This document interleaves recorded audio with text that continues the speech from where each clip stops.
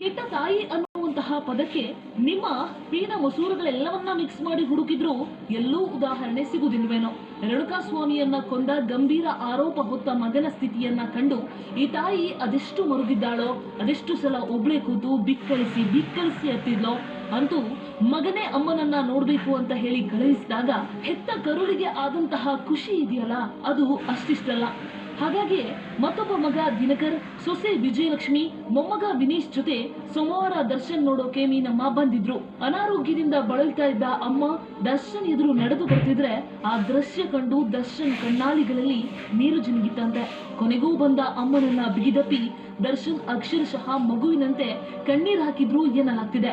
ಇದೇ ಮೀನಮ್ಮನ ಮಗ ಇಂಡಸ್ಟ್ರಿಯಲ್ಲಿ ಬೆಳೆಯೋದಕ್ಕೆ ಪಟ್ಟ ಪಾಡನ್ನ ನೆನೆದು ವೀಕೆಂಡ್ ವಿತ್ ರಮೇಶ್ ಶೋನಲ್ಲಿ ಅಕ್ಷರಶಃ ಕಣ್ಣೀರಿಟ್ಟಿದ್ರು. ನೀನಾಸಂ ಅಲ್ಲಿ ಹೋದಾಗ ಯಾವಾಗ್ಲೂ ಅವನಿಗೆ ಮೂಲಂಗಿ ಬೆಳೆ ಸಾರು ಇಲ್ಲ ಬದನೆಕಾಯಿ ಪಲ್ಯ, ಇಲ್ಲ ಬದನೆಕಾಯಿ ಬೆಳೆ ಸಾರು ಮೂಲಂಗಿ ಪಲ್ಯ. ಅಮ್ಮ ಮತ್ತೆ ದಪ್ಪ ದಪ್ಪ ಅಕ್ಕಿ ತಿನ್ಲಿಕ್ಕೆ ಆಗೋದಿಲ್ಲಮ್ಮ ಅಂತ ಹೇಳೋನು ನನ್ ಮಗು. ಹಳಸು ಹಣ್ಣು ತಿನ್ಕೊಂಡು ಜೀವನ ಮಾಡಿದಾನೆ ನನ್ ಮಗ ಅಲ್ಲಿ.